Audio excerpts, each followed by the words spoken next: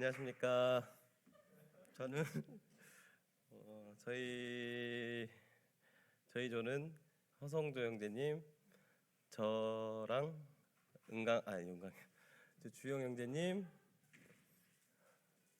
현민 형제님 이렇게 해서 4명에서 이루어져 있고요.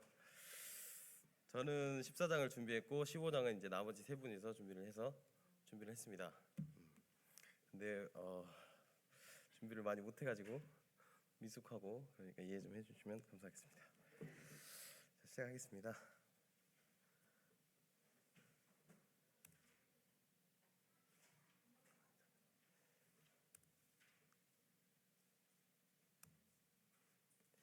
배경은 로마서 14장은 배경은 이방인과 다시 돌아온 유대인들이 함께하고 있는 로마 교회의 모습인 것 같고, 내용은 바울이 로마 교회에 믿음이 연약한 성도를 받되 비판하지 말고 판단하지 말라는 이유를 말씀으로 이제 예를 들어서 이유를 설명하는 내용인 것 같습니다.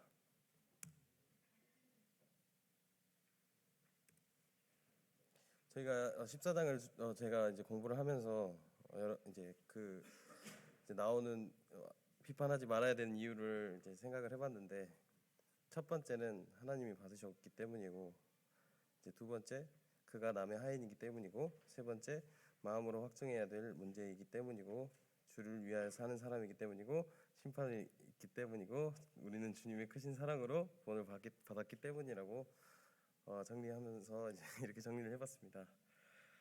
첫 번째 이제 로마서 14장 1절부터 1절, 믿음이 연약한 자를 봤는데 그의 의견을 비판하지 말라는 말씀이고요. 2절은 어떤 사람은 모든 것을 먹을 만한 믿음이 있고 믿음이 연약한 자는 채소만 먹느니라 라고 했는데, 이 시점에서 그 시대에 음식에 관한 금기가 엄청 흔하게 있었다고 찾아봤고요. 유대적 전통도 있었고, 생명이 있는 것을 꺼리낀다는 당시의 통념에 사로잡힌 자들도 있었다고 주석에서 찾아봤습니다. 3절은 먹는 자는 먹지 말라는 자를 없이 여기지 말고 먹지 않는 자는 먹는 자를 비판하지 말라는 이는 하나님이 그를 받으셨음이니라. 3절에 보시면 지금 이제 첫 번째 이유가 나옵니다. 이유는 하나님께서 그 믿음이 연약한 성도를 받으셨고 하나님이 세우셨기 때문에 그 성도를 통해서 또 하나님이 나에게 하시는 말씀이 있을 수도 있다고 라고 생각을 했습니다. 4절, 남의 하인을 비판하는 너는 누구냐? 그가 서 있는 것이나 넘어지는 것이 자기 주인에게 있음에 그가 세움을 받으리니 이는 그를 세우시는 권능이 주께 있음이라. 4절을 보면 지금 두 번째 이유가 나오고 있는데, 두 번째 이유는 하나님이 그 성도를 세우셨고 우리가 구원 받음과 동시에 우리 주권은 주님께 있으므로 우리의 주인은 하나님이시기 때문에 입니다. 5절, 어떤 사람은 이 날을 전날보다 낮게 여기고 어떤 사람은 모든 날을 낮게 여기나니 각각 자기 마음으로 확정할지니라. 3절을 보았을 때 세 번째 이유가 나오는데 그 이유가 마음으로 확정해야 될 문제라고 나와 있는 것을 볼 수 있습니다. 네. 로마서 14장 6절로 9절은 이제 읽지는 않고 이유만 말씀을 드리겠습니다. 여기서 보시면 자신을 포함한 그 성도들을 다른 성도들도 주를 위하여 사는 사람이기 때문이라고 저는 생각을 했습니다.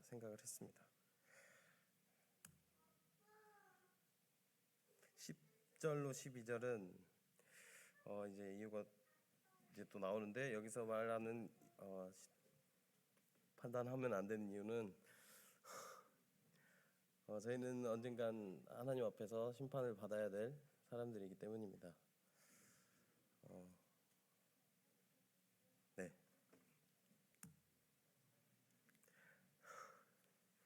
13절부터 20절은 이 말씀들은 그리스도께서 나를 위해 죽으셨는데 다른 성도의 행실을 보고 권면을 할 수 있는데 비판은 하지 말고 싸우지 말고 주님 앞에서 꺼리낌 없이 살아가는 말씀인 것 같았습니다. 제가 이 세부 내용들을 이제 지금 여기까지 하는 데 있어서 정말 준비를 딱 어제 새벽에 잠깐 했습니다. 지금 원래 제가 하기 싫었고 제가 이 자리에 서는 게 너무 싫어가지고 이제 제가 이러면 안 되는데 막 짜증을 냈었어요.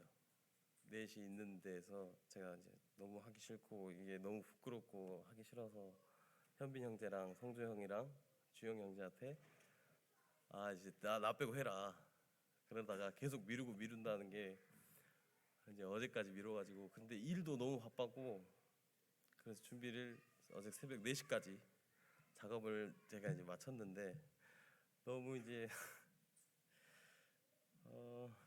정말 이 자리 제가 죄송하다는 말씀을 못 드려가지고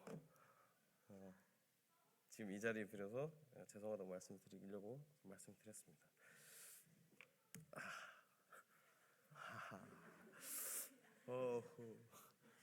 넘어서 14장 21절부터 23절 읽진 않겠습니다. 마지막으로 여기서 바울이 하는 말씀을 정리하자면 옳고 그름의 문제가 아니라 아름다움에 있다는 것을 말하고 있다고 생각했습니다.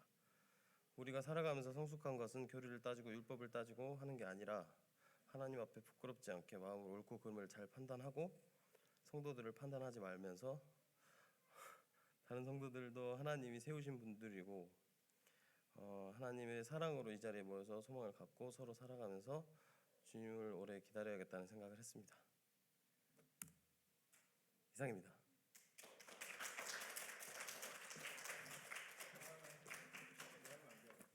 예.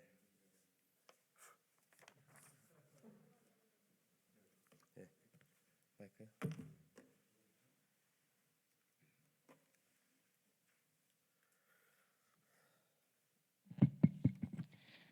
네, 로마서 15장 발표를 준비하게 된 김주형 형제입니다.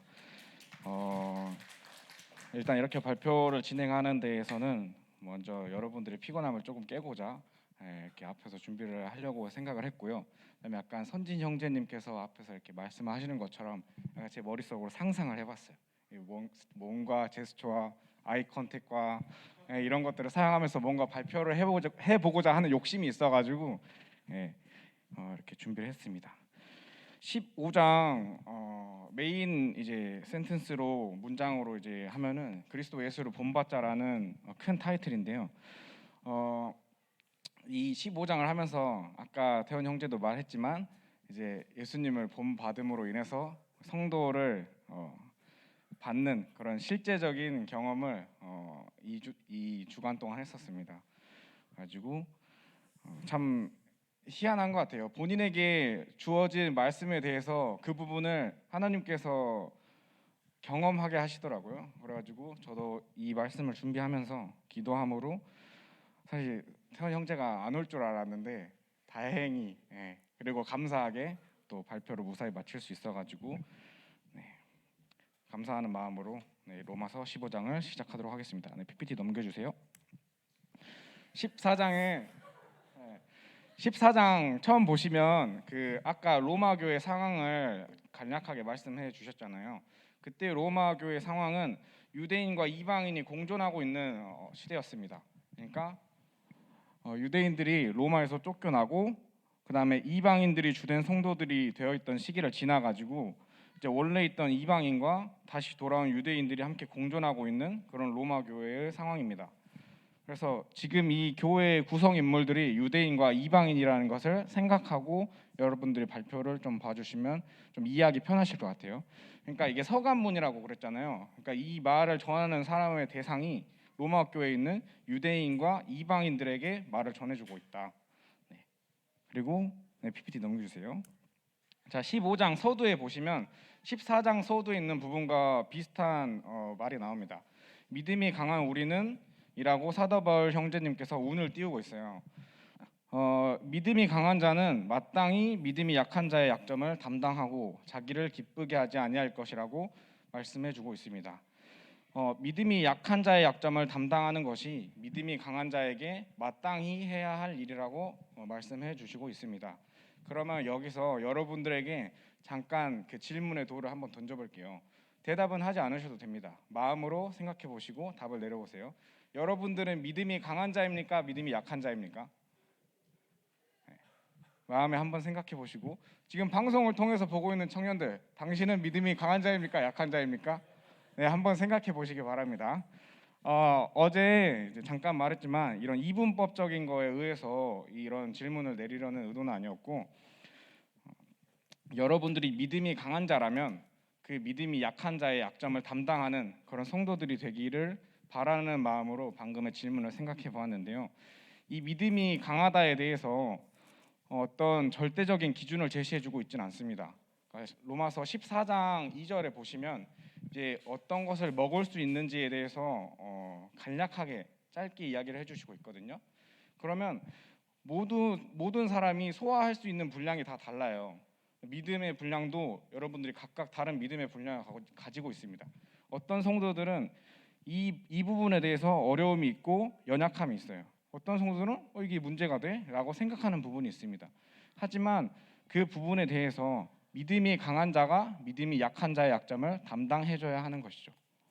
믿음이 강한 사람이 당연히 그릇이 크기 때문이가 아니라 믿음이 강한 사람이 당연하게 믿음이 약한 자를 받아줄 수 있겠죠. 믿음이 약한 자가 믿음이 강한 자를 받아줄 수 있겠습니까? 네. 그릇이 큰 사람이 좀 더 아량을 베풀고 관용을 베풀 수 있듯이 믿음이 강한 자에게 약한 자의 약점을 담당하라고 아무튼 그 15장 서두를 말씀해 주시고 있습니다. 14장 앞에 있는 부분에 대해서는 또 말씀했기 때문에 간단하게 패스하도록 하겠습니다. 네, 다음 넘겨주세요. 그리고 우리 각 사람 넘겨주세요. 네, 더 클릭 한 번 더. 그렇죠. 자, 3절에 봅시다.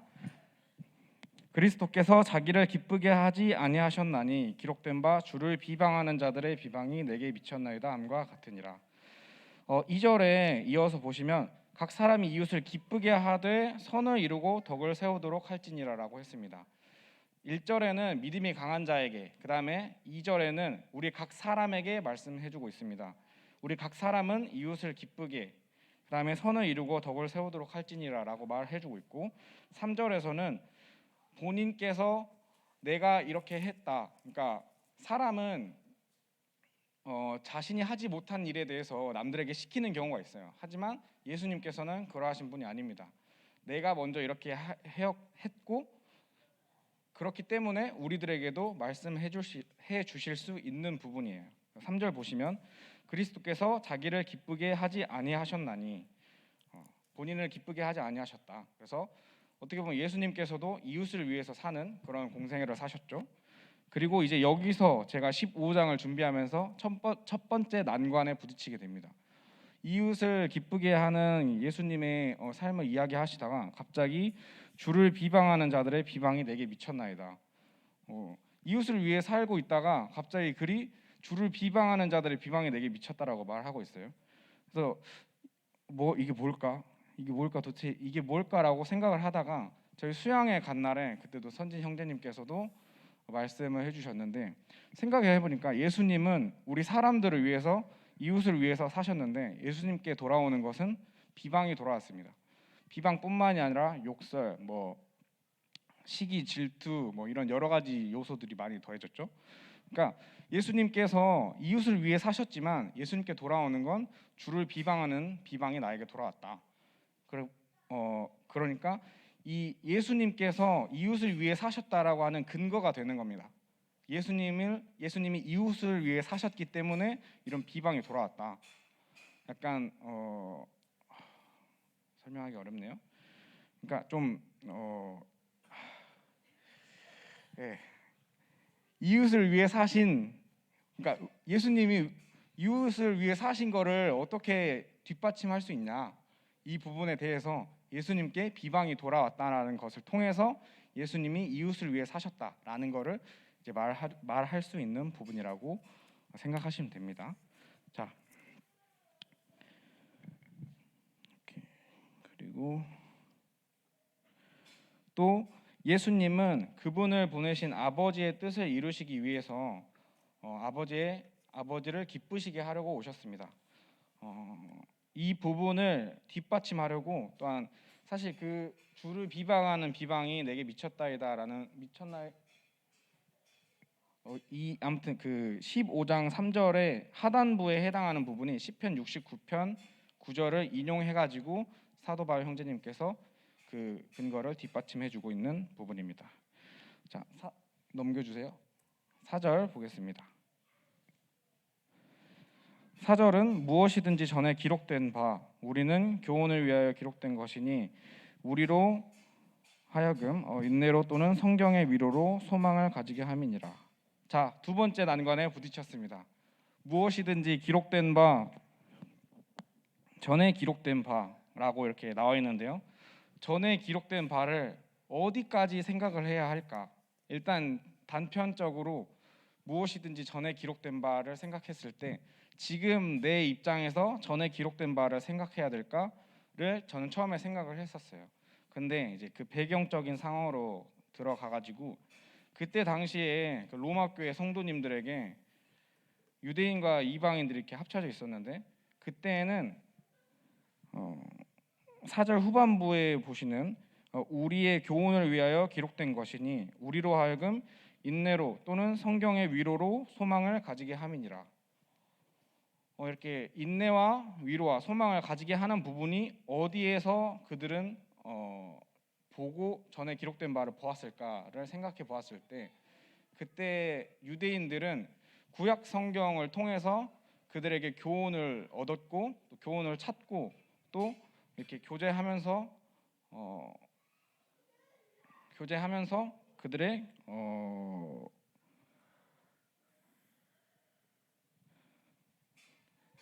그러니까 그 아무튼 구약 성경을 찾음을 통해서 그들이 이제 위로와 인내와 소망을 얻었다라는 것입니다.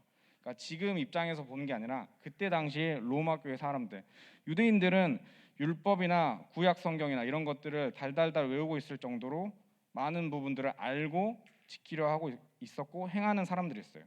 그러니까 그때 당시에 사람들에게는 구약 성경이 무엇이든지 전에 기록된 바에 해당하는 겁니다. 해당하는 거라고 볼 수 있습니다. 네, 다음 넘겨주세요.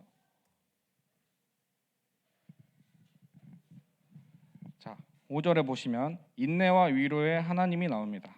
이 인내와 위로의 하나님은 너희로 그리스도 예수를 본받아 서로 뜻이 같게 하여 주사 한 마음과 한 입으로 하나님 곧 우리 주 예수 그리스도의 아버지께 영광을 돌리게 하려 하노라.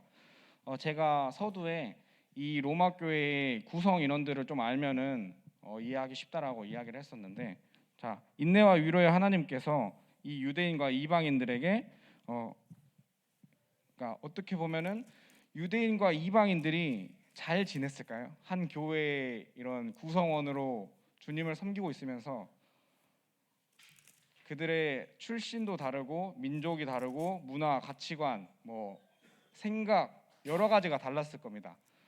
간단하게 유대인과 이방인으로 나눌 수 있지만 유대인들은 기존에 아까 말했듯이 율법이나 구약 성경에 있는 것들을 다 알고 있는 그런 약간 지식적인 부분들이 되게 많은 그런 민족적인 유대인이었고, 이방인들은 그렇게 막 그 율법을 지키면서 살아야 되는지 약간 이런 거에 대해서 별로 생각이 없었을 것이고, 어떻게 보면은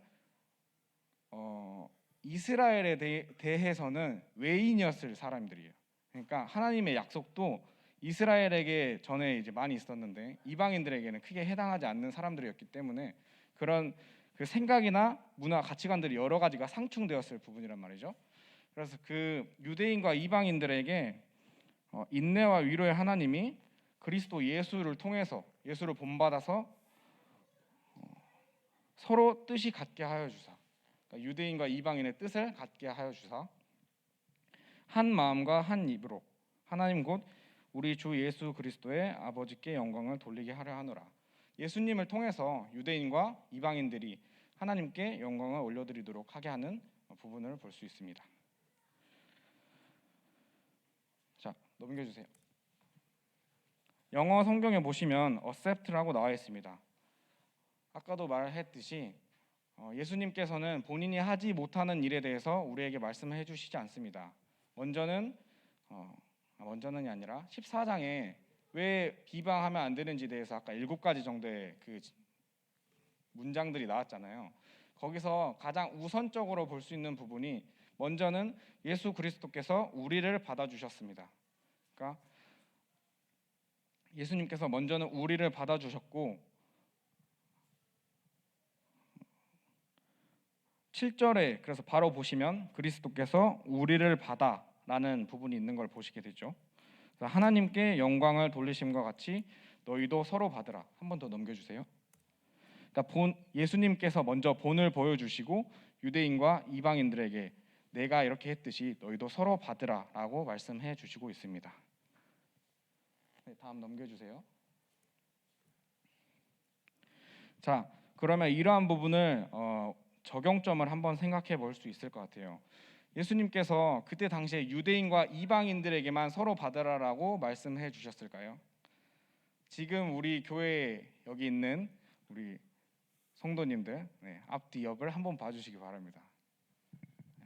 자, 우리는 민족적으로 다르진 않지만 가치관, 살아온 환경, 생각, MBTI, 그다음에 성격 여러 가지가 있어요. 다 다릅니다. 이 다른 부분들을 볼 때 먼저는 예수님께서 우리를 받으신 것처럼 예수님을 먼저 생각하시고 그다음에 우리도 그때의 사람들과 별 다를 거 없이 이런 예수님을 섬겨가면서 하나님의 일을 함께 해 나가면서 예수님을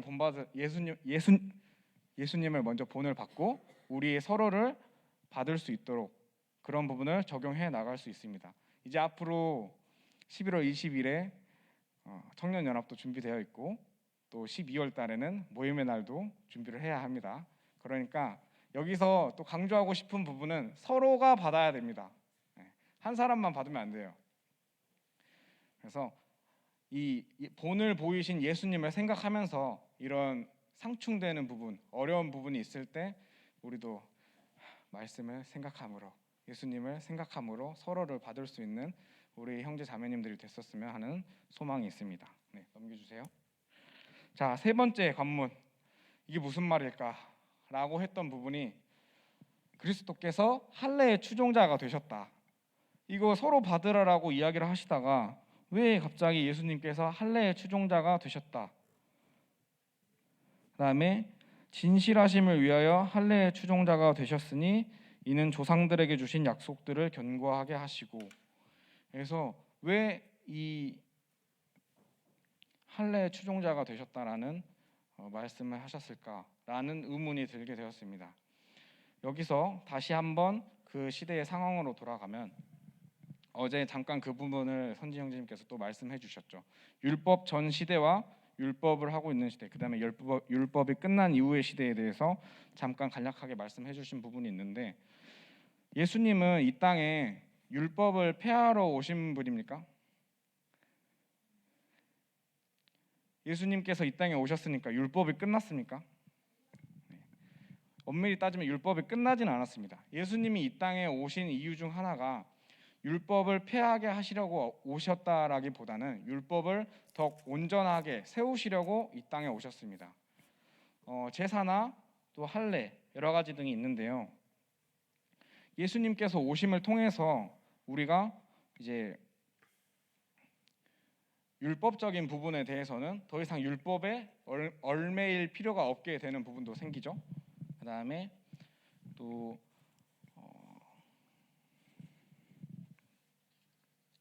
잠시만요.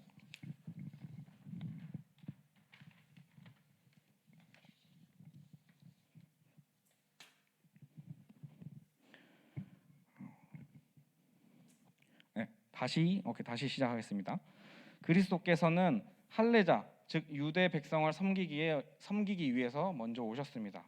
그리고 하나님은 이스라엘에게 메시아를 보낼 것을 약속하셨으며 그리스도가 이 땅에 오심을 통해서 그러한 약속의 진실됨을 확증해 주셨습니다.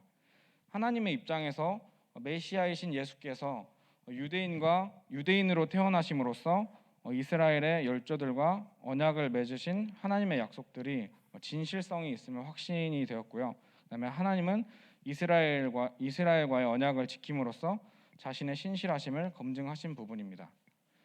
그래서 예수님은 할례나 제사 같은 것을 폐하러 오신 분이 아니라 이것을 온전하게 세우시고 완전하게 하시는 주님의 사역에 대해서 말씀하시고 있는 부분입니다.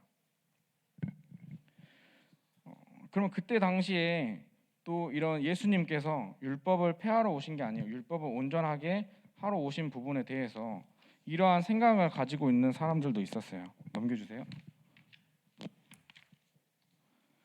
이방인들을 섬기는 거에 대해서는 이제 그 율법 잠시만요. 이제 아까 그와는 반대로 율법에서 해방되었던 사람들이 방종을 하거나 오히려 무법을 주장하는 사람들이 있었습니다. 유대인과 이방인이 하나가 되어서 교회를 이루고 하나님께 찬양을 드리고 한 마음과 한 입으로 한 뜻이 되어서 하나님을 섬기는 것에 대하여 이방인들은 그런 약속의 외인이 아닙니까? 율법에는 그런 이방인들을 위한 말씀이 없지 않습니까? 라고 물어보는 사람도 분명히 있었을 거예요. 그때 당시. 자, 이러한 사람들에 대해서 넘겨주세요. 확실하게 아니다라고 말해 줄 수 있습니다. 이런 사람들에 대해서 사도 바울 형제님께서는 넘겨주세요. 이 네 가지 구절을 통해서 열방에 대한 하나님의 약속이 있음을 말씀해주고 있습니다. 여기 각각에 해당하는 9절부터 12절까지 사도 바울 형제님께서 구약에 말씀하신 구약에 적혀 있는 말씀에 대한 인용을 통해서 이런 그 이방인들에 대해서 너희들은 그러니까 이것에 해당하지 않는다에 대한 반박을 이 인용을 통해서 말씀을 해주고 있는 부분입니다.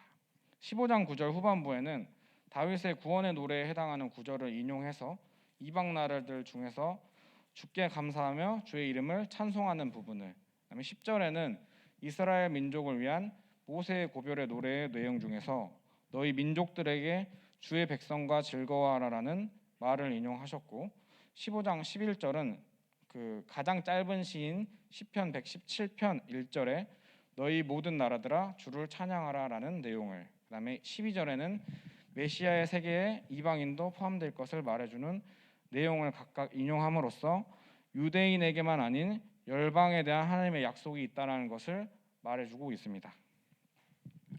이렇게 각각의 말씀을 인용한 후에는 13절에 은혜로 말미암아 소망을 주시는 하나님이 그분을 의지하는 성도들을 모든 기쁨과 평강으로 충만케 하실 것을 구하는 말로 이 부분을 마감합니다. 넘겨주세요. 사도 바울 형제님의 축도와 같이 저도 여러분에게 은혜로 말미암아 소망을 주시는 하나님을 의지하는 성도들을 모든 기쁨과 평강으로 충만케 하실 것을 구하면서 저에게 할당된 로마서의 부분을 마치고자 합니다. 이어서 다른 형제님이 준비해 주실 겁니다.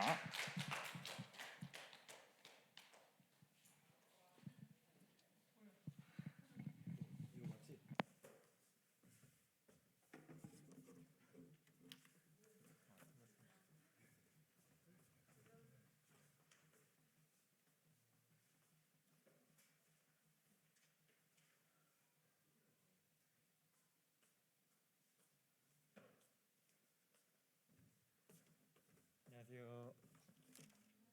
네.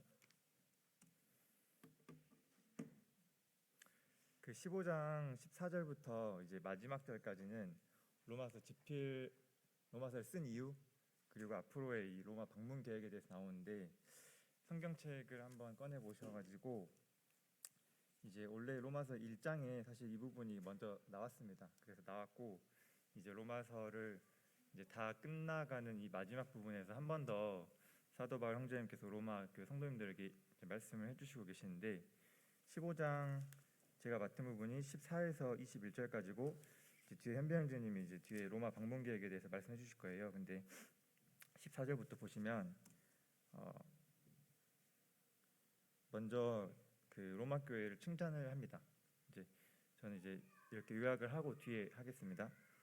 너희가 각자 스스로 잘 하고 있다. 선한 마음을 가지고 바른 지식으로 또 서로 권면하고 서로 받을 줄 아는 이 로마 교회 성도들을 칭찬을 하고요. 근데 왜 이 편지를 썼냐면 너희들이 계속 잘하게 하기 위해서, 그리고 알고 있는 것들을 다시 생각나게 하려고 이 편지를 썼다. 그리고 이 편지를 쓸 수 있게 된 것은 하나님께서 내게 주신 은혜로 말미암아서 쓴 것이다.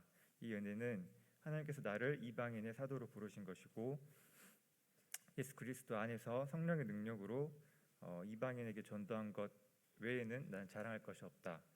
그리고 그동안 그리스도를 알지 못하는 곳으로 다니기를 힘썼는데 이제는 너희들에게 가고자 한다. 이제 이 내용이에요. 그래서 이 본문을 보시기 전에 이 로마서를 쓴 시점과 이 배경들에 대해서 간단하게 한번 나눠보고자 합니다. 로마서를 집필을 언제 했냐면 3차 전도여행 이 후반부에 해요. 사도행전을 보시면 아시겠지만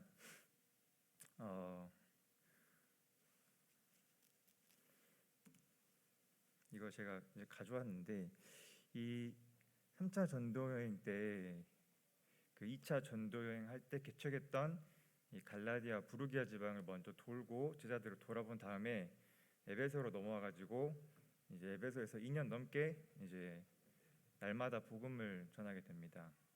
이 에베소에 있을 때 고린도 전서를 쓰고요. 그다음에 나중에 이제 고린도로 가서 이제 로마서를 이제 쓰게 되죠. 이 에베소에 있을 때 2년 넘게 복음을 전하면서 그 소아시아 지역에 이 복음이 크게 전파가 됩니다. 그래서 사도행전에 보시면 유대인이나 헬라인이나 다 주의 말씀을 들었고 주의 말씀이 흥왕하여서 세력을 얻게 된다고 나와 있습니다. 근데 여기서 이제 에베소에서 두 가지 큰 일이 있었는데 하나는 이 하나님께서 사도 바울에게 놀라운 능력을 행하시게 하시니까 이 마술하는 사람이 따라해요. 그래서 예수의 이름으로 악귀를 쫓으려다가 악귀가 나는 예수도 알고 바울도 아는데 넌 누구냐 하면서 이렇게 달라들거든요. 그래가지고 그때 많은 사람들이 그걸 보고 놀라가지고 회심을 하게 됩니다. 이때 사도 바울이 이때 이제 많은 사람들이 자복하고 예수님의 이름을 높이고 또 마술하는 사람들이 은 5만 값이나 되는 책을 모아가지고 또 불살르게 되죠. 이때 사도 바울이 이제 이곳을 떠나서 에베소를 떠나서 마게도냐와 아가야 지방을 거쳐서 예루살렘으로 가기로 마음을 먹게 됩니다. 사도행전 19장에 나오고요. 이제 둘째는 이 데메드리오라고 하는 은장색, 그 아데미 신상을 만들어 팔던 자가 있었습니다. 근데 이 손으로 만든 것에 대한 이 손으로 만든 신에 대해서 사도 바울 형제님께서 강하게 얘기를 하시고 이 부분이 이제 이들에게 이 돈벌이가 안 되게 이제 하는 사건들이 있어서 잘 아시겠지만 연극장에서 크도다 에베소 사람의 아데미여 2시간이나 외쳤던 이 사건이 있게 되죠. 그 이후에 이제 에베소를 떠나가지고 북부 이 마게도냐 지방, 그러니까 보시면 에베소가 보이시죠? 그리고 이 마게도냐 지방 노란색 땅으로 넘어가서 위에 북부 마게도냐 지방을 돌고 이제 아래쪽 그리스 쪽 헬라 이 고린도 쪽으로 와가지고 여기서 이 로마서를 이제 쓰게 되는 거예요. 근데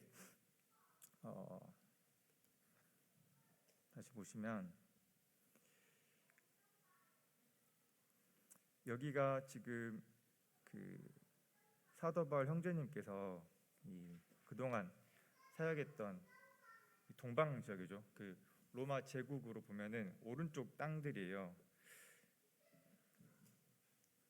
보시면 로마가 어디인지 아시겠죠? 이탈리아 반도의 이 수도 로마가 이 가운데쯤에 있고 이 바로 오른쪽이 마게도냐, 그리고 아래쪽이 아가야, 그다음에 그 오른쪽이 터키 지방의 아시아, 그다음에 더 오른쪽으로 가면 이제 예루살렘, 그리고 그 안디옥 교회가 있던 곳이죠. 그러니까 로마를 기준으로 사도 바울 형제님께서는 지금까지 오른쪽에서만 사역을 하신 거죠. 근데 이제 로마를 거쳐가지고 서바나, 스페인이죠. 그 로마 제국의 땅끝, 그 왼쪽 끝까지 가기를 원하시는 거예요. 그래서 그 부분이 이제 그 뒤에 나오게 됩니다.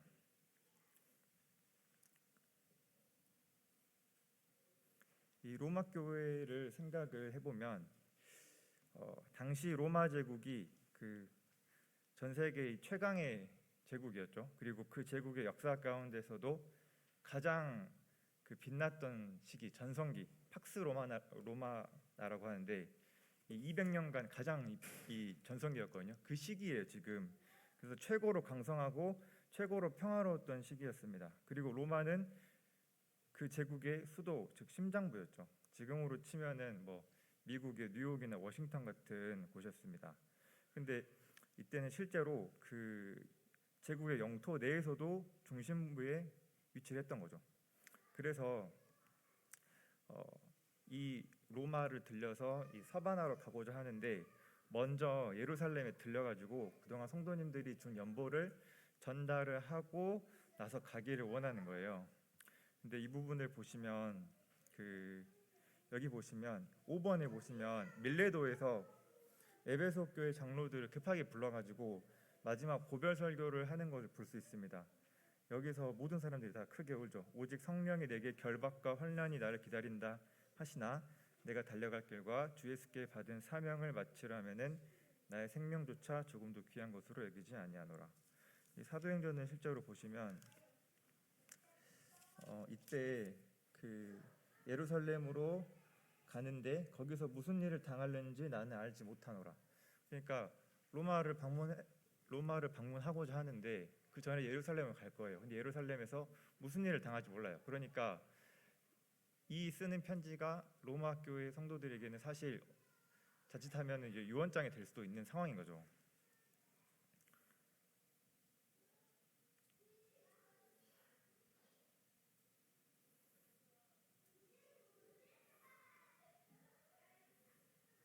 이 로마 교회는 사도 바울이 세운 교회가 아닙니다. 한 번도 방문해보지도 않았고요. 그래서 사도 바울 형제님께서는 이 로마 교회 성도들이 지금까지 잘 하고 있는 것에 대해서 감사함을 표하고 동시에 책임감과 또 빚지는 이 마음을 가지고 있었습니다. 그 로마서 1장부터 그런 내용들이 나오죠. 근데 이 로마 교회가 이 로마 제국 내에서 이 복음의 전초기지로서 큰 역할을 지금 할 수 있는 상황인 거잖아요. 보니까 사도 바울이 동쪽에서만 활동을 했고 서쪽으로 넘어가고자 하는데 그 이탈리아 반도와 그 나머지 유럽 지역으로 복음이 전파되는 데 있어서 로마 교회가 중요한 역할을 할 수 있는 상황인 거죠. 그래서 사도 바울 형제님께서는 로마 교회 성도들에게 위로하고 격려하고 또 그들이 알고 있는 바를 다시금 생각나게 하고 그들이 알고 있는 복음을 자세하게 풀어서 일러주고자 하셨던 것입니다. 사도 바울 형제님께서 회심을 하고 나서 세 차례 전도 여행을 다녀오시기까지 총 한 20년 정도 시간이 이제 흘렀어요. 그래서 그때까지 형제님께서 그 전했던 복음들, 이 복음의 이 엑기스를 로마 교회 성도님들에게 전달을 해주시는 상황인 거죠. 이 내용들을 인식을 하시고 본문을 한번 보시겠습니다.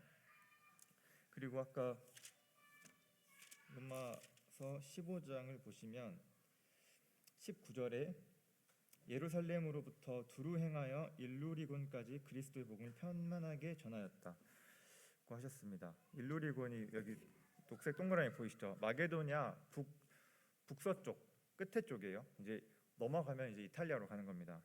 그러니까 예루살렘 동쪽 끝에서부터 일루리곤 마게도냐 끝쪽까지 다 이제 편만하게 복음을 전하신 상황이시고 이제 이곳을 떠나가지고 가고자 하시는 거죠. 14절에 보겠습니다. 내 형제들아 너희가 스스로 선함이 가득하고 모든 지식이 차서 능히 서로 권하는 자임을 나도 확신하노라. 그 말씀했다시피 한 번도 본 적이 없는 성도들입니다. 근데 로마서 1장에 보시면 이들 또한 예수 그리스도의 것으로 부르심을 받은 자들이고 이들에게 감사하는 마음을 가지고 있었죠. 그래서 내 형제들아라는 이런 친근한 표현으로 이들을 부릅니다. 그리고 이 로마 성도들이 선한 마음과 올바른 지식 그리고 서로 권면할 수 있을 정도의 성숙함을 가지고 있는 것에 대해서 물론 그들도 완벽하지 않았겠지만 사도 바울은 그들을 위로하고 격려하고 있습니다. 그리고 제가 말씀드린 바와 같이 다시 생각나게 하고 그들이 가진 이 복음을 더 확실하게 하기 위해서 이 편지를 쓰죠. 그리고 내가 이렇게 할 수 있게 된 것이 내게 주신 은혜, 곧 나를 이방인의 사도로 세우시고 이방인들을 하나님께서 받으실 만한 이 제물로 드릴 수 있도록 그 사도로 이 제사장 직분을 맡기신 것.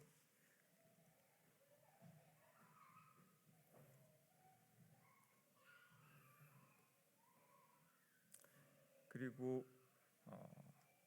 내가 그리스도 예수 안에서 하나님의 일에 대해서 자랑하는 것.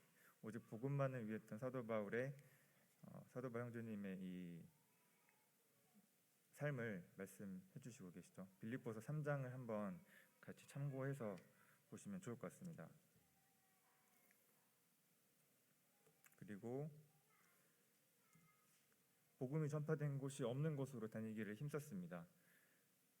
로마 교회 오래전부터 이제 가고자 했었어요. 사도행전에도 나오거든요. 근데 가지를 못했죠. 지금 로마 교회에서는 이미 이제 교회가 생겼고 이제 마게도니아 지방 이쪽 아가야 지방 이 그리스 쪽 이쪽까지 사도 바울 형제님께서 다 도신 거죠. 소아시아 지역과. 그래서 이쪽에서의 사역을 이제 마치시고 이제 넘어가고자 하셨던 것이고 21절에 주의 소식을 받지 못한 자들이 볼 것이요 듣지 못한 자들이 깨달으리라 함과 같으리라. 이 말씀은 이사야서 52장 15절 말씀을 인용하셨는데 53장을 잘 아시죠, 여러분들. 이제 52장의 말씀을 인용합니다. 그 53장 바로 들어가기 직전 말씀이거든요. 끝 말씀이에요. 그래서 메시아께서 종으로 오시지만 고난 받으신 후에 지극히 존귀하게 되셔서 많은 나라와 왕들과 사람들이 놀라는 것. 그리고 이 놀라운 소식을 이제는 이제 듣고 깨닫게 되는 이 복음 사역에 힘쓰기를 원하는 사도 바울 형제님의 편지를 쓴 이유를 이렇게 설명하고 있고요.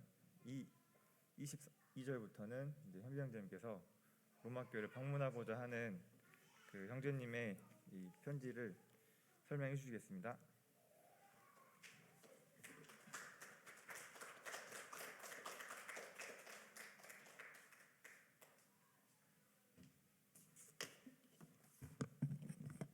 네, 마지막입니다. 시간이 많이 돼가지고 그냥 빨리 간결하게 끝내도록 하겠습니다. 저희가 총 4개의 주제로 나눠서 이제 4명이 맡아서 발표를 진행했는데 제가 맡은 부분은 이제 로마 방문과 앞으로의 계획입니다. 말 그대로 주제 보시다시피 로마 방문이니까 현재는 제 로마서 배경이 지금 고린도 지역에서 쓴 거잖아요. 그래서 앞으로 로마 방문하겠다는 이제 내용을 담고 있는데 약간 내용을 좀 간단하게 요약해드리면은 현재 이제 사도 바울 형제님께서 로마에 가지 못한 거에 대한 좀 이제 아쉬움을 먼저 말씀하고 계시고 그대로 이제 서바나 지역으로 가기 전에 이제 로마에 방문할 것이다.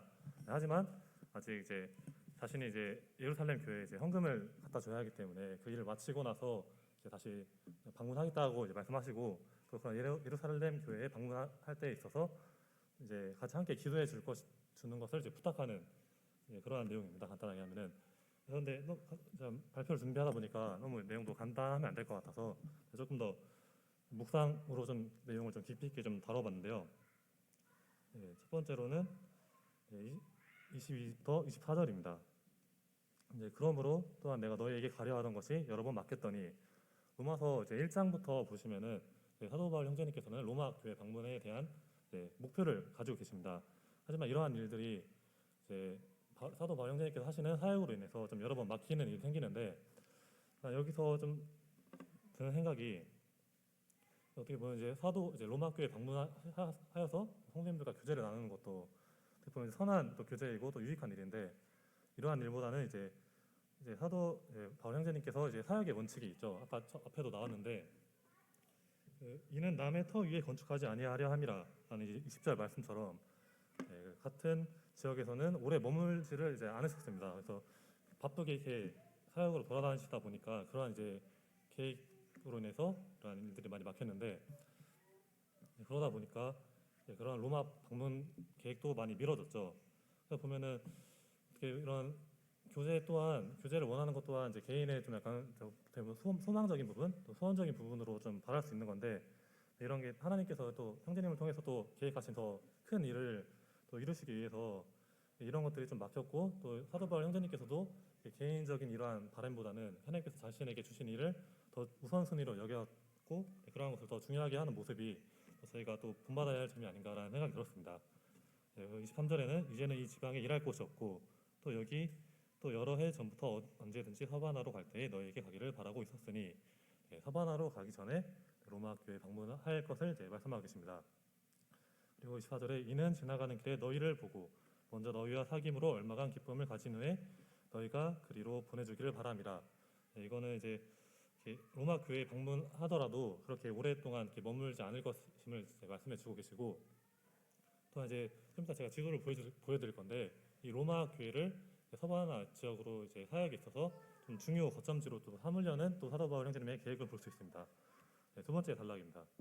두 번째 단락 25절에 그러나 약간 이제 반전되는 내용을 보시면 되는데 그러나 이제는 내가 성도를 섬기는 일로 예루살렘에 가노니 말씀하십니다. 왜 여기서 그러나를 사용하셨냐면은 제가 그림 한번 보여드리면은 로마가 약간 좀 중심지에 있고 또 이제 서바나 지역 스페인은 왼쪽에 있습니다. 근데 예루살렘 교회는 이제 오른쪽에 있죠. 현재 이제 고린도 지역 보시면은 가운데 로마 좀 아래쪽에 있는데 이제 여기다가 이제 로마를 가서 서바나 지역으로 가야 하는데 예루살렘 교회는 어떻게 보면 반대 방향이잖아요. 그래서 이러한 이유 때문에 그러나 이렇게 반전시켜서 이제는 내가 성도를 섬기는 일로 예루살렘에 가노니 이렇게 말씀하시지 않았나 생각이 됩니다. 그리고 이제 26절에 보시면 이는 마케도냐와 아가야 사람들이 예루살렘 성도 중 가난한 자들을 위하여 기쁘게 얼마를 연보하였습니다. 이제 이는이라는 이제 구절을 좀 약간 인과관계로 보았는데 여기서 왜 그 로마 교회로 방문하고자 하는데 왜 로마 교회를 안 가고 예루살렘으로 가느냐? 그 이유가 이제 마게도냐 아가야 사람들 그 이방 교회 이제 성도들께서 기쁘게 주신 연보로 이러한 연보를 이제 예루살렘 교회로 갖다 주기 위함이라는 것을 알 수 있습니다. 그리고 이제 27절에 보시면은 저희가 기뻐서 하였거니와 연보를 이러한 기쁨으로 하였다는 말씀이시죠. 또한 저희는 그들에게 빚진 자니 만일 이방인들이 그들의 영적인 것을 나눠 가졌으면 육적인 것으로 그들을 섬기는 것이 마땅하니라 하고 약간 이제 마땅하니라 약간 책임감, 이제 의무감에 대해서 말씀하고 계신데 이제 이러한 이방 교회에서 준 헌금 연보 또한 어떻게 보면 이제 기쁨으로 하는 이제 이유도 충분하지만은 어떻게 보면 이제 이방 교회 사람들은 유대인들을 통해서 이제 영적인 것으로 이제 복음에 좀 빚진 자라고 생각을 했을 때 이러한 이제 예루살렘 교회 모 교회가 좀 어려움에 처했을 때는 이들로 하여금 좀 도움을 주는 것이 마땅하지 않겠냐라고 이제 좀 의무감이 섞인 좀 말을 하는 것으로 볼 수 있습니다. 다음 단락입니다. 시도 보시고 다음 단락입니다.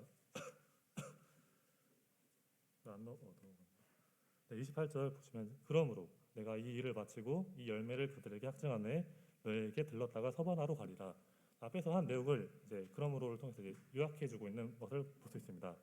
이 일은 이제 연보를 예루살렘 교회로 갖다 주는 일이겠죠. 이 열매라는 표현을 이제 연보를 열매라는 표현을 사용하셨는데 이 열매라는 표현이 이제 사도 바울 형제님께서 이방 교회에서 사역하신 결실을 좀 뜻하지 않나라는 생각이 들었습니다.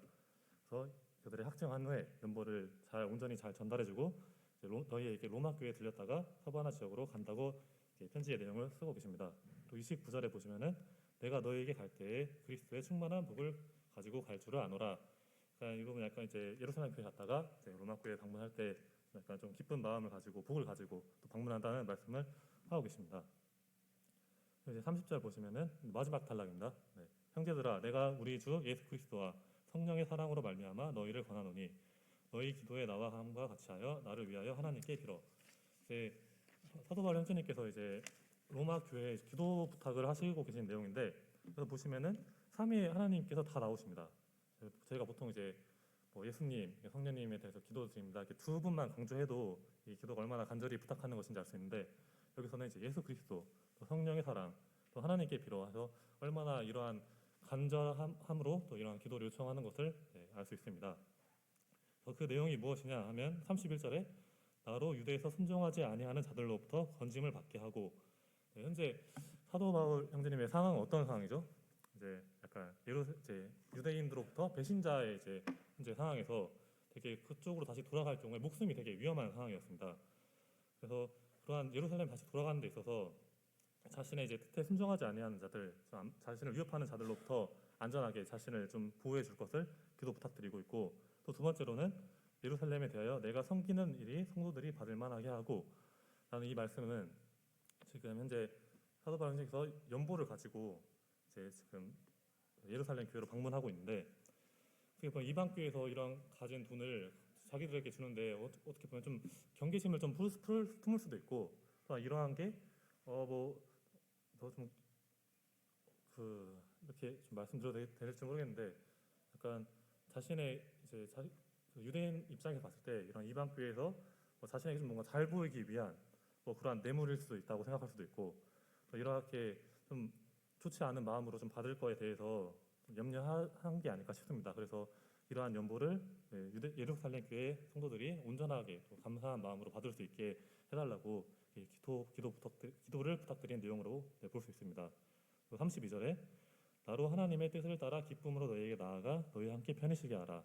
33절에 평강의 하나님께서 너희 모든 사람과 함께 계실지어다. 아멘 하고 기도를 마무리하고 있는데, 여기 보시면은 약간 기쁨과 이제 또 편히 쉬게 하라, 또 평강의 하나님께서라는 말씀을 하고 계신데, 평강에 대한 좀 의미를 한번 좀 잘 모르실까봐 제가 조사해 봤는데, 평강이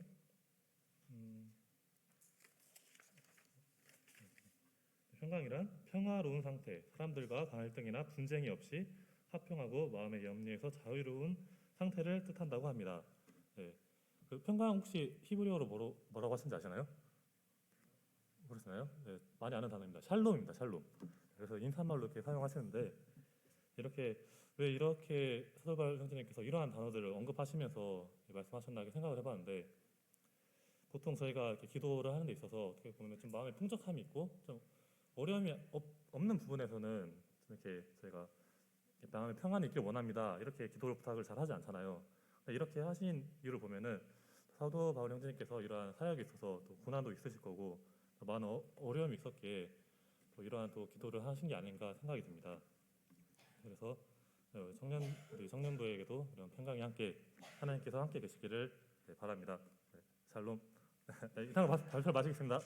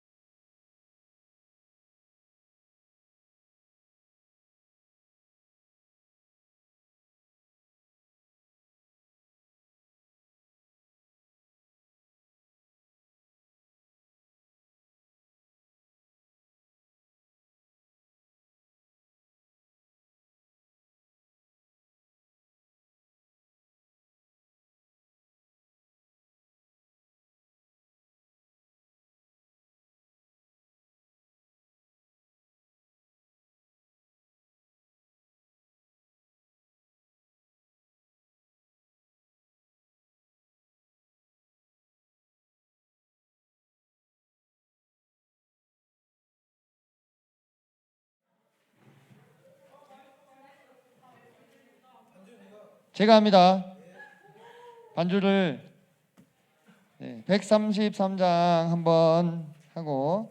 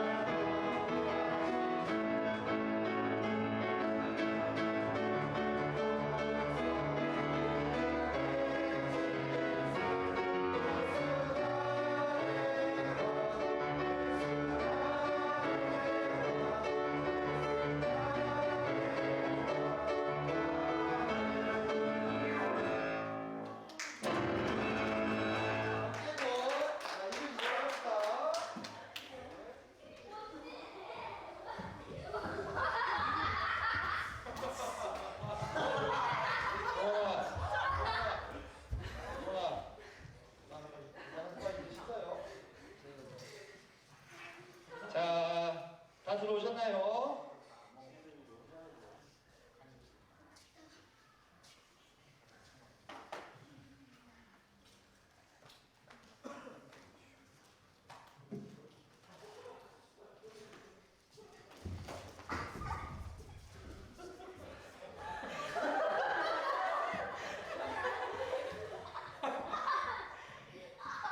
재민이를 상대할 땐 재민이가 돼야죠.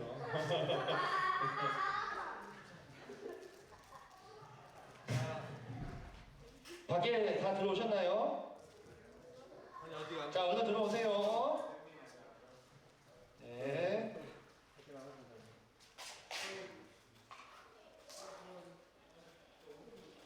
오늘 많이 또 발표도 있고 찬양 시간도 비교적 길어가지고 아까 보니까 3시 45분쯤에 발표가 시작이 됐었어요. 45분쯤에. 이미 그때 45분 정도 시간이 흐른 상태였죠. 그리고 아까 40분까지 했으니까 한 1시간 정도 발표가 진행이 된 거고요. 그래서 조금 이제 뒤로 늦춰지는 상황이다라는 거 양해해 주시고, 먼저 14장 15장 피드백하고 그 다음에 16장 발표 듣고 피드백하고 이렇게 마무리 짓겠습니다. 시간이 좀 미뤄졌기 때문에 디테일한 피드백을 드리기는 조금 어려울 것 같고, 게다가 14장이 형제를 비판하지 말라가 주제여가지고 비판적인, 근데 우리가 비판과 비난은 또 구분을 해야 되죠, 그죠? 네. 그래서 그런 것은 안 하겠고, 이제 저는 그냥 개인적으로 감사한 게 뭐냐면 우리 태원이 형제님이 이실직고를 하셨는데 네, 어제 새벽 4시까지. 근데 지금 뭐 아시는 분들은 아시겠지만 태원이 형제님이 팔 한쪽이 지금 전에 부상을 당한 것 후유증 때문에 지금 힘이 잘 안 들어가는 그런 상황이고 재수술을 또 받아야 되는 그런 상황이거든요. 그래서 기억하시고 좀 기도 좀 해주시고요. 이렇게 건강도 좋지 않고 많이 힘든데도 어제 와서 그래도 끝까지 함께 해준 것에 대해서 저도 공개적으로 고마움을 좀 표시하고 싶고, 네, 박수 한번 주시기 바랍니다. 네, 이 사회생활 하면서 또 교회를 나온다는 것이 정말 쉬운 일이 아닙니다. 아마 지금 사회생활 하시는 분들은 아시겠죠? 제 마니또님도 아실 거고. 네, 그죠? 근데 이제 그러다 보면 여러분이 이제 하나씩 하나씩 더 이렇게 뭐랄까 내가 대학생일 때 신앙생활 하던 거, 내가 직장인일 때 신앙생활 하던 거, 또 내가 애기 아빠, 애기 엄마가 됐을 때 신앙생활 하는 거, 점점 어떻게 보면은 난이도가 올라가요. 그죠? 네, 그래서 지금 내게 허락된 이 상황에서의 삶을 올곧게 잘 살아내지 아니하면 그 다음 단계가 왔을 때는 감당하기가 더 어렵겠죠. 그죠? 이 상황에서 내가 너무 힘들다. 힘들죠. 힘든데 그 힘듦이 단순히 힘듦으로 끝나는 게 아니고 여러분을 성장시키는 밑거름이 되는 거예요. 그래서 그 다음 단계를 감당할 수 있게 하는 겁니다. 지금 이 상황에서 내가 포기해버리면 다음 단계를 갈 수가 없어요. 그죠? 네. 대학생활 하면서 신앙생활이 흔들려버리면 직장생활 하면서는 더 감당이 안 됩니다. 직장생활 하면서 흔들려버리면 가정이 생기고 나서 더 흐지부지 됩니다. 그래서 여러분이 그런 것들을 좀 유념하시고 지금 현재 여러분이 처한 상황이 좀 힘드시겠지만은 힘을 내셔서 이런 말이 있어요. 배움에는 때가 있다. 들어보셨죠? 배움에는 때가 있다. 옛날 이제 우리 어르신들은 학교를 못 다녔잖아요. 나중에 나이가 들어서 배우려고 하니까 너무 힘든 거예요.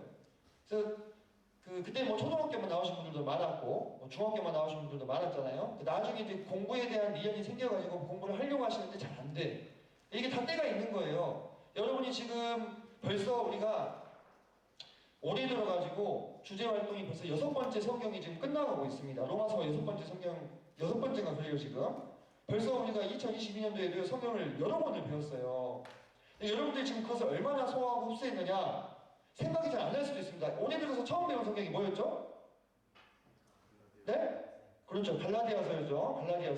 갈라디아서 배웠습니다. 맨 처음에. 그리고 지금 로마서 배우죠. 서로 연결점이 있어요. 근데 갈라디아서를 무엇을 배웠습니까? 라고 물어보면 잘 기억이 안 나는 게 솔직히 사실이잖아요. 그죠? 하지만 여러분 그런 것에 너무 연연하지 마세요. 여러분 콩나물 성장론 많이 들어봤잖아요. 그죠? 물 쫙쫙 빠져도 콩나물은 자란다. 여러분이 나중에 갈라디아서를 보면 그렇게 알게 모르게 들었던 것들, 배웠던 것들, 생각했던 것들이요. 다 서로 마음 안에서 합쳐져가지고 그 구절, 그 문단, 그 말씀을 이해하는 밑거름이 됩니다. 어찌하든지 여러분들이 지금은 많은 시간을 이 말씀에 노출시켜야 되는 거예요. 여러분의 눈과 귀를. 그래서 그것이 자꾸 차곡차곡 여러분들 안에 쌓여가지고 언젠가 그것이 마음 안에서 협음을 이루게 됩니다. 오케스트라를 이루게 되는 거예요. 그 때가 올 때까지. 그래서 그것이 실제로 내 삶에서 영향력을 미치고 내 삶을 변화시키고 내 삶을 이끌어가는 원동력이 될 수 있을 때까지. 그게 말씀을 살아내는 거 아니겠어요? 여러분 그런 판타지를 혹시 가지고 있는지 모르겠는데 어느 날 한 말씀 딱 꽂혀가지고 그 말씀으로 내가 확 변화돼버리는 뭐 그럴 수도 있겠죠. 그런 경우도 있겠죠. 근데 저는 그것은 그 한순간에 그 말씀을 읽어서가 아니라 그 전부터 계속 누적되어 오는 것들이 마침내 어떻게 된 거예요? 그 트리거에 해당되는 말씀을 위해서 방아쇠가 당겨지는 거라고 생각하는 거예요. 아무것도 없는 사람이 말씀 한 구절 읽고 변화돼 버린다? 우리가 구원받을 때는 그렇게 됩니다. 그죠? 하지만 성도로서 능력 있는 삶, 살아있는 삶을 살아내기 위해서는요. 말씀이 아니면 안 되는 거예요. 그죠? 예수 그리스도께서 살아계신 말씀이신데 예수 그리스도께서 내 안에 거하지 않으면 너희 열매를 많이 맺지 못한다고 하셨잖아요. 그럼 우리가 말씀 안에 거해야 열매를 맺을 거 아니겠습니까? 그죠? 거듭난 그리스도인이라도 하나도 열매도 맺지 않고 그냥 세상 사람과 똑같이 살 수 있어요. 그 안에 성령이 거의 소멸되시기까지 잠잠하게 계시고 말씀을 먹지 않으면 말씀에 노출되지 아니하면 세상 사람과 다를 게 뭐가 있습니까? 내 육신이 완전히 발동돼가지고 일반인과 똑같이 살아가게 될 건데요. 그래서 여러분이 이 시기에 부단히 제가 이런 발표시키는 거 또 피드백 해드리는 것보다 그냥 제가 싹 터는 게 훨씬 낫겠죠. 더 제 입장에서는 편하겠죠. 이게 좀 표현이죠. 그런데 좀 편하겠죠. 그래도 굳이 이런 단계를 거치는 것은 또 굳이 여러분이 서툴지만 앞에 나와서 이야기해보라고 하는 것은요. 다 여러분 지금이 아니면 할 수 없기 때문이에요. 배움에는 때가 있어요. 배움에는 정말로 때가 있습니다. 여러분 그때 많이 배우고 익히셔서 성장하셔야 돼요. 다음 단계가 여러분을 기다리고 있거든요. 내가 아무리 거절한다 하더라도요. 시간은 계속 가고 있잖아요. 돌아가고 있잖아요. 그죠? 자, 그래서 14장에서 핵심 쟁점은 이겁니다. 자, 14장을 여러분이 보실 때에 자, 실판을 좀 놔두고 제가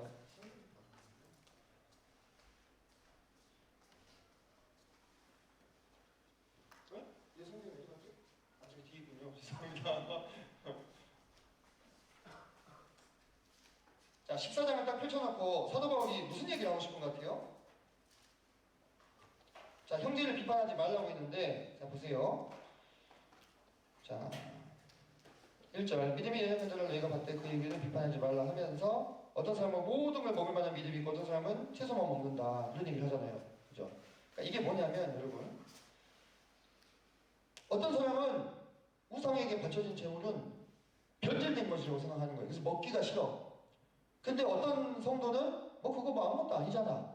예. 우상 아무것도 아니잖아요. 그죠? 예. 우리는 우상이 아무것도 아닌 것을 다 알잖아요. 신은 누구밖에 없어요. 하나님밖에 없으니까 아무것도 아닌 것에 바쳐진 재물이 변질될 일이 있어요, 없어요? 없잖아요. 그러니까 나 먹는다, 상관없다. 근데 믿음이 연약한 성도가 봤을 때는 그 행위가 우상 숭배에 동참한 것 같이 여겨진다 이거예요. 그 재물을 먹었어요. 우리도 우리 식대로 해보면 우리 옛날에 제사 지내고 제사 어떻게 해요? 음식 같이 나눠 먹죠, 그죠? 그러면은 그 제사에 참여한 것 같이 여긴다 이거예요. 어떤 믿음이 연약한 성도가 봤을 때는. 그럼 믿음이 강한 성도가 봤을 때는 이 음식은 아무것도 아니지만 어떻게 하라고요? 안 먹는 게 나은 거예요. 누구를 위해서? 이 성도를 위해서. 그죠? 연약한 성도를 위해서. 근데 연약한 성도가 없으면 어때요, 이거? 먹을 수 있는 거잖아요. 그죠? 그 성도가 보고 있는 게 아니니까. 그러면 이게 우리가 이렇게 생각할 수 있어. 그러면 이 성도가 볼 때는 먹고, 볼 때는 안 먹고, 안 볼 때는 먹고. 이거는 위선 아닌가? 위선입니까, 이게? 아닌 거죠? 그죠? 내가 지금 나를 거룩하게 보이려고 속이는 게 아니잖아요. 그 사람을 배려해서. 그죠? 배려해서 내가 그 사람을 생각해서 안 먹는 거예요. 사실 여러분 생각해보세요. 이 세상에 있는 음식들은 감사함으로 받으면 버릴 것이 있어요, 없어요? 하나도 없어요. 다 먹을 수 있습니다. 그죠? 그거는 이미 이제 종료됐어요. 그죠? 네, 그 음식 프로그램 포션은 이미 종료가 됐어요. 근데 아직도 지키고 있는 사람들 있잖아요. 그죠? 네. 그걸 얘기하는 거예요. 그래서 여기서 중요한 게 뭐냐면 우리가 어떤 쟁점에 맞닥뜨렸을 때 이렇게 생각해야 돼요. 이것이 옳고 그름의 문제인가? 아니면 이것이 선호도의 문제인가? 이것을 생각하셔야 돼요. 교회에서 왜 문제가 생긴지 압니까?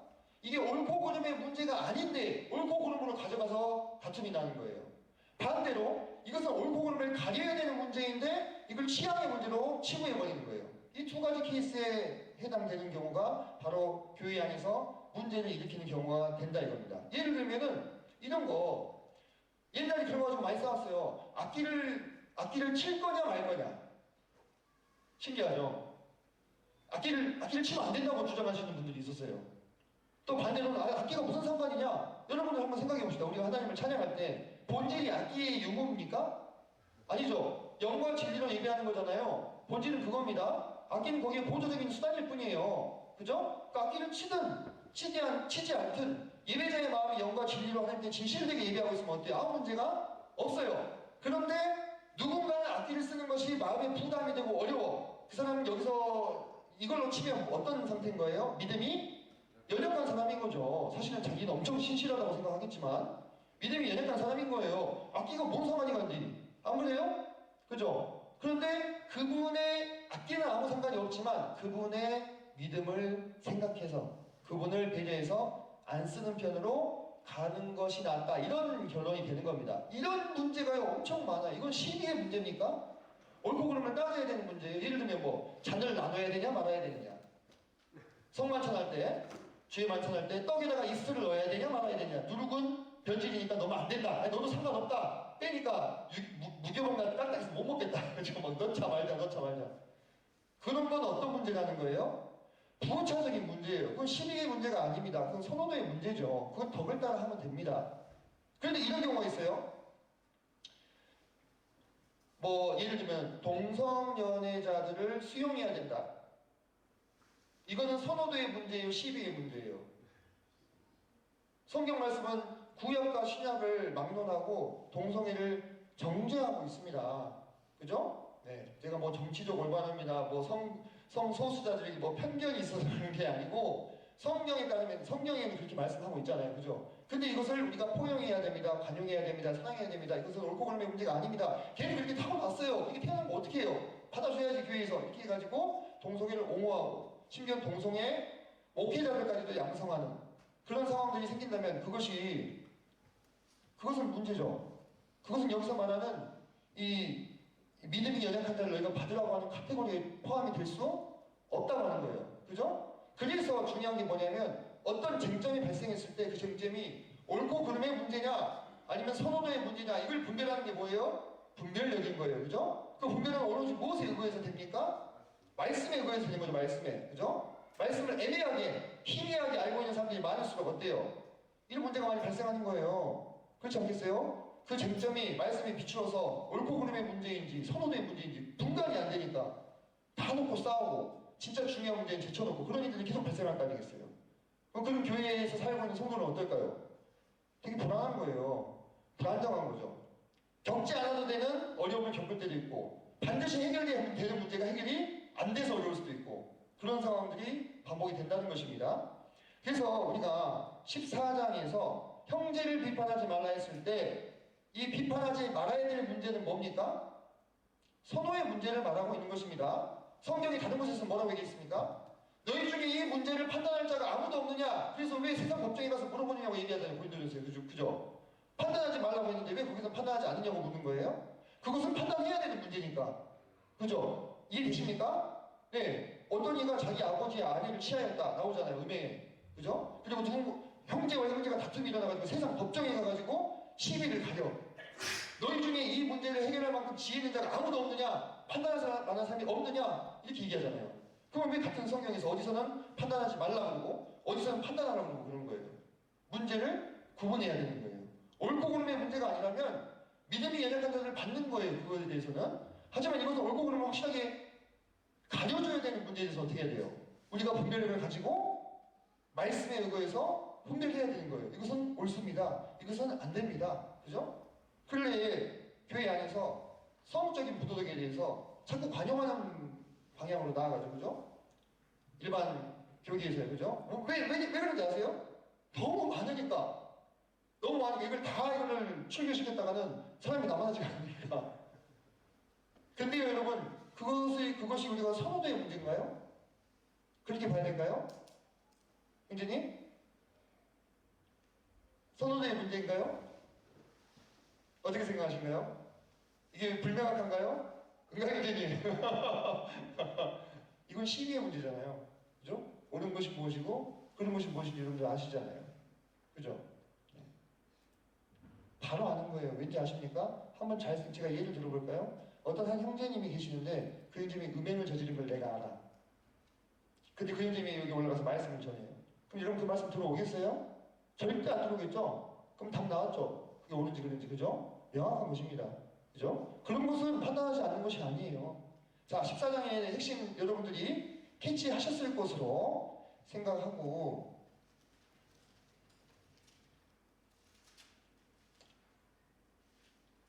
제가 말을 지금 조금 빨리 하고 있는데요. 혹시 너무 빠른가요? 괜찮으신가요? 제가 최대한 피드백을 빨리 끝내려고 하고 있습니다. 더 설명을 해드릴 것이 이제 그 정도 하면 될 것 같고 15장 넘어가서 15장 1절을 우리 15장에 이제 세 부분으로 나누셔서 잘 발표를 해주셨어요. 감사해요. 자, 주영 형제님이 세 가지 고비를 거치셨다 했잖아요. 처음에 이제 1절에 믿음이 강한 우리는 마땅히 믿음이 약한 자의 약점을 담당하고 자기를 기쁘게 하지 아니할 것이라 했죠. 이거를 좀 환원하면 다른 말로 하면요.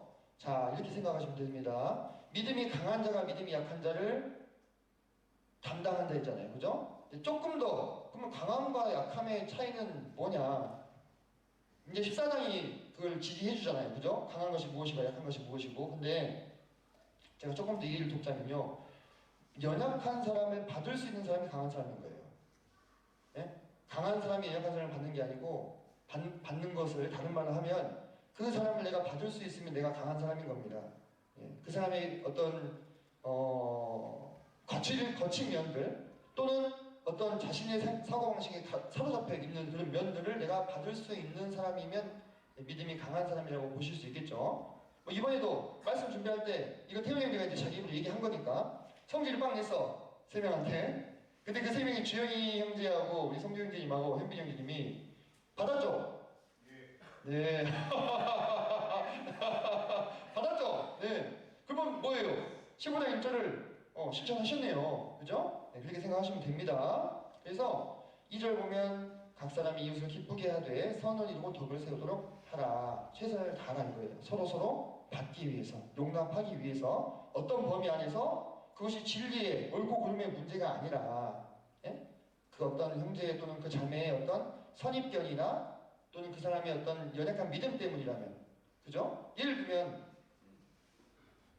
네 이건 넘어갈게요. 이 말이 중복되는 것 같으니까 자 그래서 두 번째 고비가 4절에 어디까지 기록된 것이 있을까? 이거는 이제 구약성경 말씀하시는 거는 이렇게 분별 잘 하셨고 그 다음에 7절에서 8절 넘어갈 때 그리스도께서 우리를 받아 하나님께 영광을 돌리신 것 같이 자 여러분 그리스도께서 우리를 받아서 하나님께 영광이 되었다면 우리가 서로를 받는 것도 어떻게 되겠어요? 하나님께 영광이 되는 것이겠죠? 그죠? 영광이 되는 것입니다. 자 근데 갑자기 왜 8절에서 할례의 추종자 얘기가 나왔느냐? 무슨 얘기냐면 이게 다 맥락이 이어져요. 자 여기서 할례의 추종자는요 이렇게 해석을 하시면 됩니다. 할례자의 추종자 이렇게 생각하시면 돼요. 할례자의 추종자 이게 무슨 얘기냐면 그리스도께서 하나님의 진실하심을 위하여 유대인들의 추종자가 되셨다 이거예요. 유대인들을 받으셨다 이겁니다. 왜? 조상들에게 주신 약속들을 견고하게 하시고 이방인들도 받으신 거예요. 그러니까 무슨 얘기냐면 7절에서 서로 받으라 했잖아요. 7절에서 서로 받으라 했잖아요. 그러면서 8절 9절에서 예수님도 유대인과 이방인을 받으셨다 이 얘기를 하는 거예요. 이제 이해집니까? 그죠? 8절 9절이 왜 거기서 갑자기 난데없이 그 얘기가 나왔는지 7절에서 서로 받으라 했잖아요. 우리한테만 받아라 하신 게 아니에요. 주님이 이미 본을 보이셨다 이거예요. 유대인들과 이방인들을 받으셨다. 그래서 하나님께 영광이 되었다 이거예요. 그러면서 뒤에 쭉 이제 근거 구절들 나오고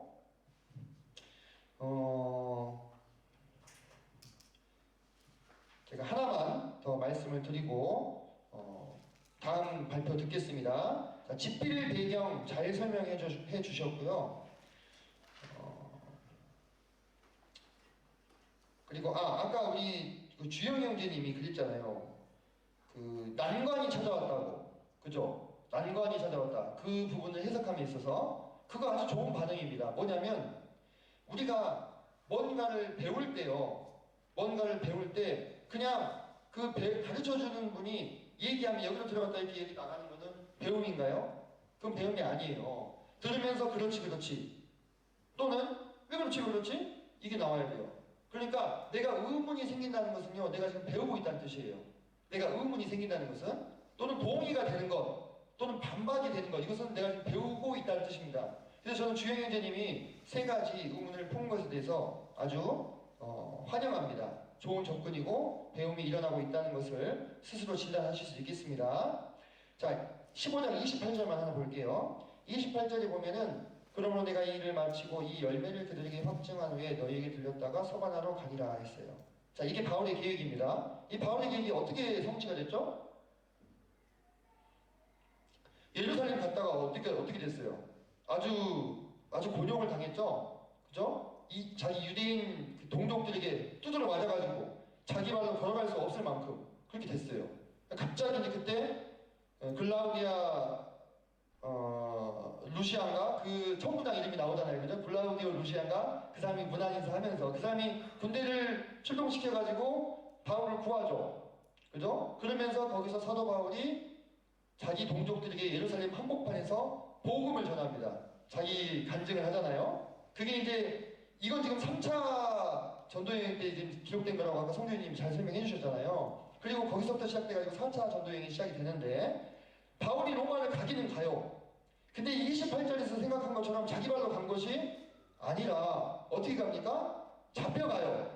죄수의 신분으로. 거기서 사도 바울이 가이사에게 상소하니까 배를 태워가지고 보내잖아요. 그게 4차 전도여행이죠. 그러니까 사도 바울이 계획은 했어.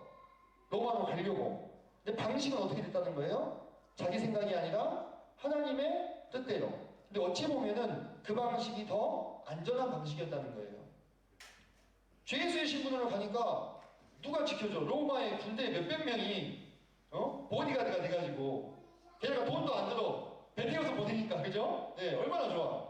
네, 그렇게 간 거예요. 그러니까 우리가 여러분들 생각해 보세요. 이런 말씀을 읽으실 때 그런 적용점들 한번 찾아보세요. 우리가 어떤 일을 계획을 합니다. 그죠? 사람이 자기 길을 계획할지라도 그 길을 인도하시는 분은 여호와 하나님이십니다. 여러분 계획하는 것 자체가 잘못된 행위입니까? 주님이 모든 걸 다 해주실 거예요. 우리가 가만히 있을 거예요? 그렇게 하지 마세요. 여러분이 계획을 세우세요. 어차피 여러분 뜻대로 안 돼요. 빵. 여러분 계획을 세우시라고요. 어차피 여러분 뜻대로 안 됩니다. 어떻게 됩니까? 주님의 뜻대로 되실 거예요. 근데 내가 계획을 세워야 주님이 어떻게 지혜롭게 내 계획보다 앞서 계신가를 경험할 거 아니겠어요? 안 그래요? 아무것도 없는데 뭐가 비교가 되겠어요? 비교군이 없는데 무슨 일이 내게 이루어져도 내 생각보다 더 지혜로운 방식이셨구나라는 걸 배울 기회가 없는 거예요. 여러분 계획을 세우세요. 시도하세요.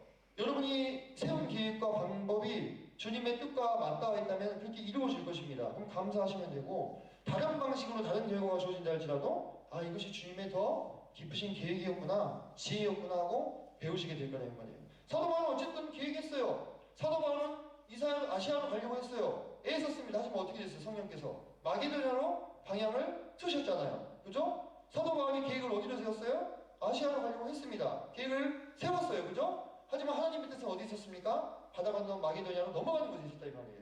자기 계획을 세우니까 아 주님의 더 큰 계획이 이곳이었네? 하면서 2차 전도여행의 문이 열리잖아요. 그래서 거기서 빌립보 교회가 개척이 되고요. 그죠? 네. 그런 놀라운 일들이 일어나지 않습니까? 그래서 여러분들이 그런 것들을 여러분들의 삶 가운데서도 적용을 해보시면 좋겠다. 할 말은 많지만 하지 않겠습니다.